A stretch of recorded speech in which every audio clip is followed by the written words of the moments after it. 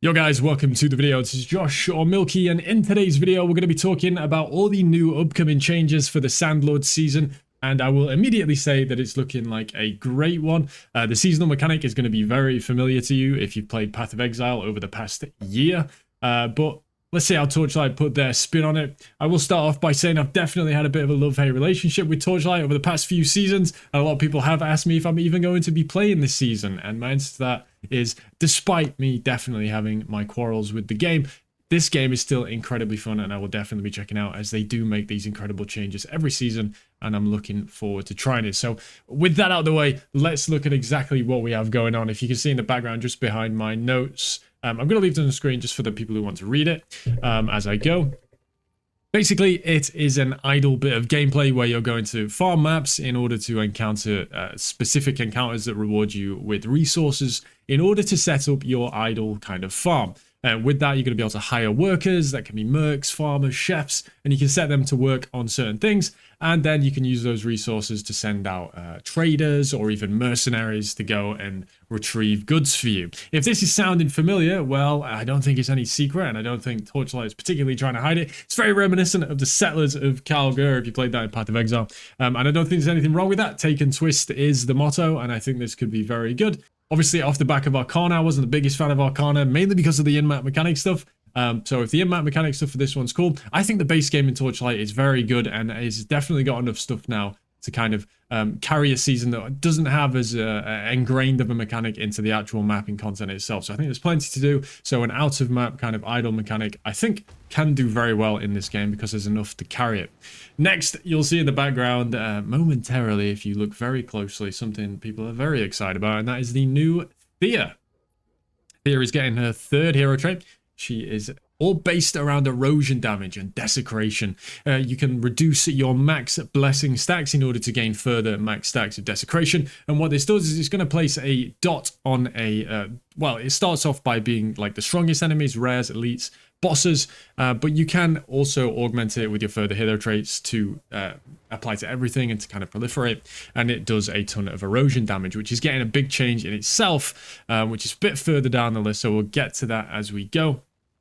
Yeah, I imagine a ton of people will be starting Thea. I have no idea what I'm going to be starting yet, so I'm not going to go into that. But yeah, Thea, for all you people that want to play Goth Mummy Thea, there she is. If you want to try that out. The blending mechanic is a new one. So how does blending work in this game? Well, it's a really interesting mechanic, actually, that adds a very big layer of character development that we've never seen in this game. And it basically allows you to add a new stat to your belt. And you might be thinking, one stat, big deal. Well, those stats can be things like major talents, but most importantly, they can be hero traits from the same character, but not class. So Rayhan could take traits from Seething Rayhan. Carino 1 could take, Ranger of Glory could take traits from Lethal Flash, or Carino 3, I can't remember his name completely. Thea 1, take from Thea 2, Thea 3, you know what I mean. So all the Theas can kind of take one of their hero traits from another one, which can open up some absolutely crazy build creations, and I'm sure it's going to be one of the biggest things we see this league in terms of diversity and compared to what we've seen maybe before, on top of obviously all the balance, but this one has potential to be absolutely huge. As always, new exclusive supports. This is something they add every season. There's so many skills in the game, and they're just churning out these new supports that kind of change how they play. Obviously, in the past, we've seen some very strong ones. Things like Ice Lance has been dominant on Carino Lethal Flash for a long time. Now we're getting some new ones. We've seen Sparkle, which basically fires out sparkles, which will pull the enemies to the projectile as it goes. Marked Rain of Arrows will apply a debuff that will like allow you to record damage over a duration. Then it like explodes. Savage Charge is going to immediately fire its demolish charge effect whilst you're channeling, so maybe we're going to see some cool savage charge builds that aren't train, actual savage charge builds, which would be very cool. Haunting A-Bomb, a fan favorite, it got removed actually, which upset quite a few people. Some people really love this skill. Well, it's back and better than ever, and it's got a very cool new effect. If you played League of Legends, if you've seen Victor all basically like pulses and gets bigger, yeah, there's some versions of Haunting A-Bomb that can do that, and I can imagine this, if you get enough duration, maybe scale into the size of the screen. It could be really, really cool. And then another one that we saw is Wilting Beam. Basically, this fires out a beam and it refracts. So for every beam you have, there will be another beam fired in the exact opposite direction. So 180 degrees behind you. If you have one going straight in front of you, one will go straight behind you. So with enough of them, I'll see if I can find it in the video.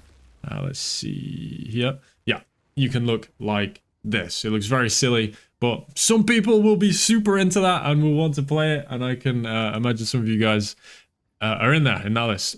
Next, we have new Kismets. If you're not familiar with Kismets from the Arcana season, basically they are like items that you can put on top of your pets. So your pets obviously have those nodes on them. Even if you don't have pets, you have those nodes. You can put in the Kismets on over those nodes to replace them, and they have quite cool effects. An example would be something like if you consume a demolisher charge, gain 45% move speed. So you can think of that working with like the new Savage charge that automatically fires off the demolisher charge effect. You're just basically going to have 45% move speed all the time, which is very cool. They are also trying to attempt to fix that kind of that dead zone between Time Mark 8 and Profound. There is a very big progression curve between there that is kind of just shoehorned in, and it doesn't always feel the best. It takes quite a long time to bridge, but they're adding in some legendary gear that isn't going to be the best in the end game. Well, that they don't want it to be the best in the end game, but Torchlight players will find the way, I'm sure. But it's meant to be strong, but not too strong. So it's going to allow you to maybe get some key effects that are going to get your character online and powerful, but not good enough for you to scale to infinity. Things like strength stacking and stacking. You're not going to have that kind of thing.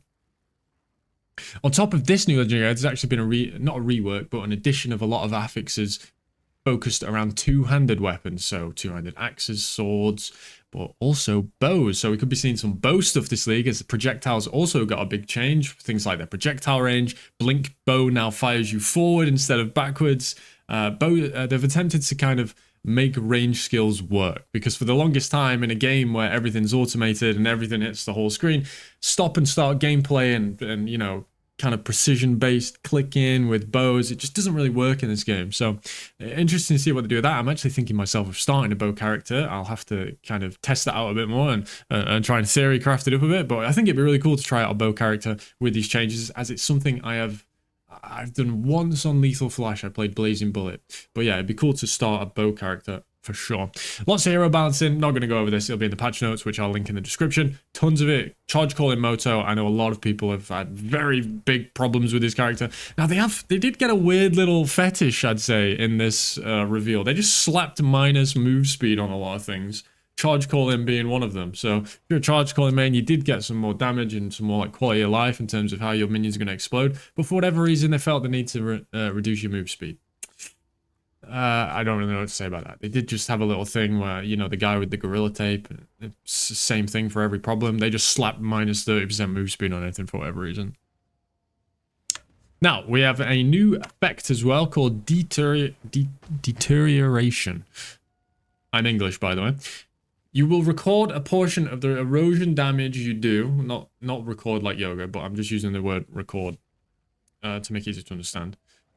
Over the duration of the deterioration, you will record the damage, and at the end, you will deal a portion of that damage that has been stored as true damage. So true damage will, I imagine, just ignore every resistance, every defense. It will just deal a big number.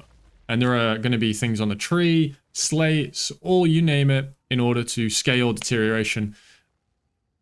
I don't feel like I'm really putting, you know, myself out there too much when I say this stuff is probably going to be absolutely crazy. The word true damage just strikes fear into my heart. This is going to do...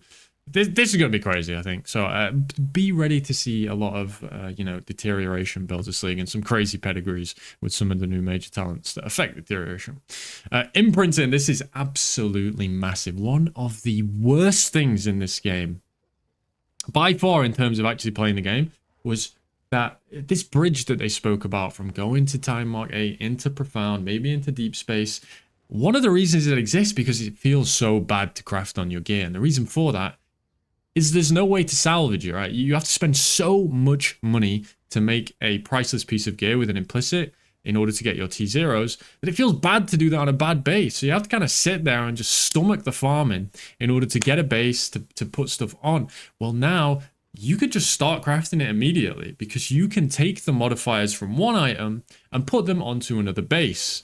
So honestly, I don't think they drummed this up enough. This is so big in terms of how I think it's going to impact the game, because that dead zone that they spoke about, this addresses that in a way. A lot of people would just sit and farm and farm and farm and farm until maybe you get your focus blessing on your ring, or maybe a curse on your ring. Well, now you can just skip that. You can actually get your good items and then maybe get the bases later.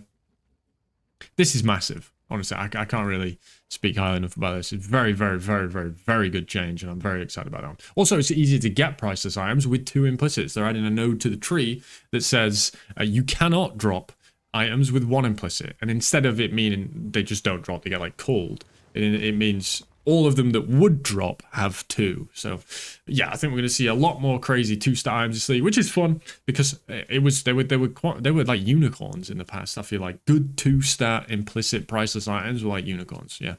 Now we have a big change to the end game. Again, going back to PoE a bit, if you play PoE, you'll be familiar with a little concept called T17s. These very, very dangerous, rewarding maps that have stupid mods on them that everybody hates, but you'll stomach them because the loot just feels that good. Well, the new Uber Deep Space seems to be no different. There's going to be tons of new modifiers that look very, very dangerous, and some new cool zones, actually. Let me see if I can find them. This was, the zones look awesome. Look at this.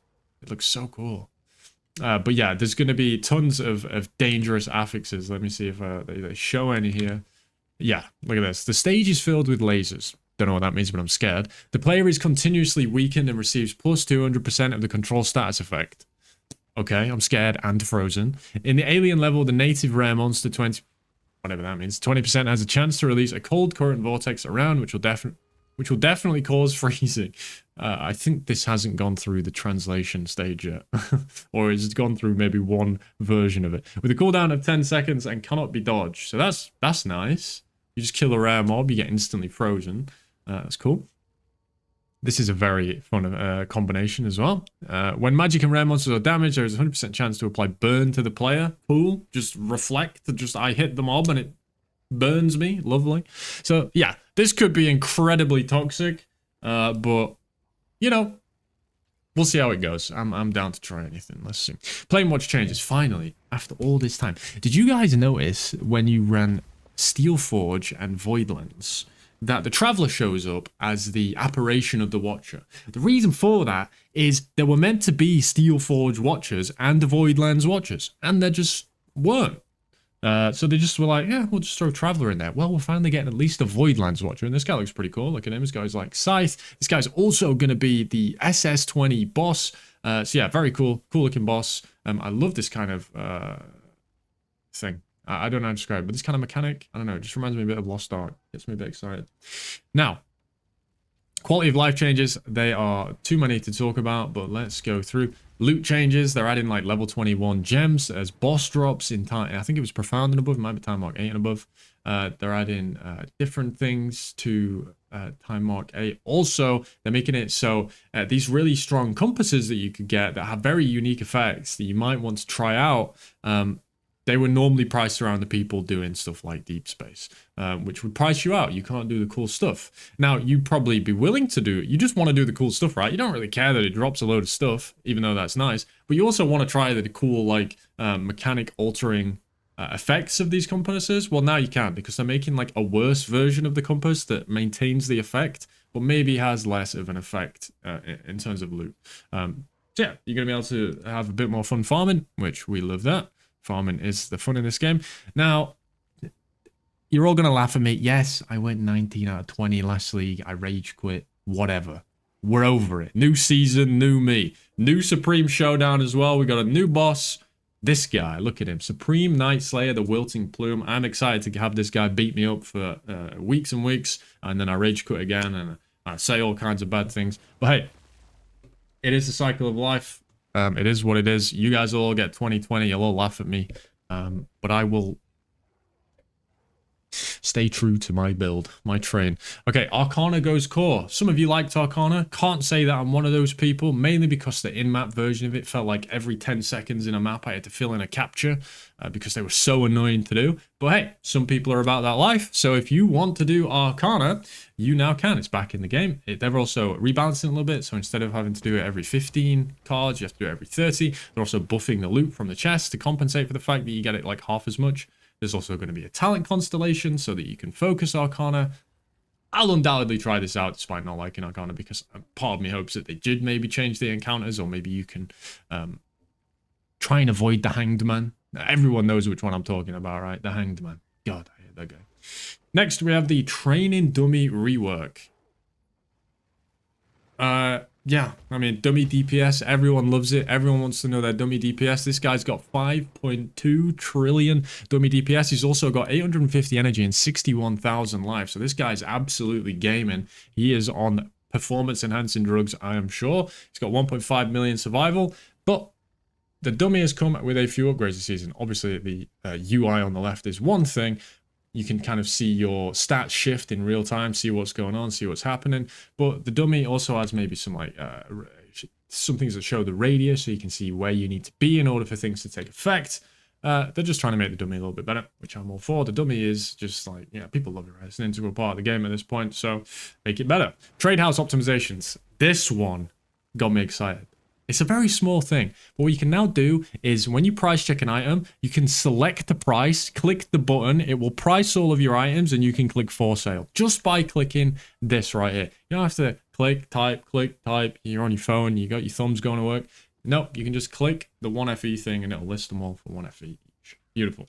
Ordrak now doesn't have a damage cap, so if you didn't know, there was a 1 frame damage cap or a 3 frame damage cap. They changed it last season. Basically, you can only do 1.5 trillion damage every 3 frames. Against Ordrak, you can do as much damage as you like, which is actually really cool, because some people will be excited to see how high they can push their single instance of damage. That's something we haven't really seen before, because it was literally capped by the game. Cool. Now, I know all you guys are going to get excited about this one. Legendary drop Pact Spirit selection pack on that day 7 of the Journey Together 2nd year anniversary of the game. Don't know if this is going to be week 1 or week 2. I know that last season the battle pet I think was in week 2, so maybe this season the loot pet is also in week 2. Obviously, everyone's playing week 1. Let's give people a reason to play in week 2. You know, you gotta do what you gotta do. But maybe it's week 1, who knows? But either way, you're going to get yourself a legendary drop Pact Spirit, and this is going to be something that you would be able to pull from SS20, so you can be able to get like a cube pair, a dream pair, all that kind of stuff. Hopefully dream isn't nerfed to the ground, so we can all get level 6 dream pet this season. Yeah, looking good. I think this might be the first drop Pact Spirit we've been given legendary, so huge event in Torchlight's life. I can't really remember a time where we just got given a free guaranteed, other than SS20, of course, but which you had to break a few keyboards to get through. But this one, you get it. And also there's some like cool events that you get to do. You get some loot as you go for doing all these quests. Awesome, just stuff to do. And then, you know, obviously they've got their shop with all the new stuff. Again, here, hang on a minute. What was that? Yeah, looks like you're probably going to be able to buy an entire drop Pact Spirit just straight out, which again, can't really complain about. A lot of people want this, right? Less gacha, more gimme what I pay for. This is exactly that. I pay for it, I get it. People are gonna be happy about this. So cool, good stuff, Torchlight. And then if you want to see this season's pet, we'll end on a high note. What the? They ran out of pixels, dude. The budget has gone. They ran out of pixels, and this is what we're left with. Moonshadow, the new drop Pact Spirit for the seasonal mechanic. Guys, if you enjoyed the video, I haven't waffled in a video in a long time. I got a lot out of it. I felt like a new lease of life in this video. It felt good to do, to yap about Torchlight. If you enjoyed this video, give it a like. Look forward to the new season. We'll see what I'm going to do in terms of more YouTube content.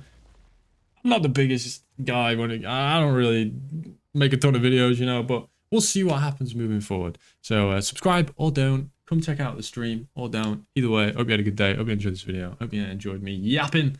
And I'll see you either on Torchlight Start or before if you want to come by the stream. Bye-bye.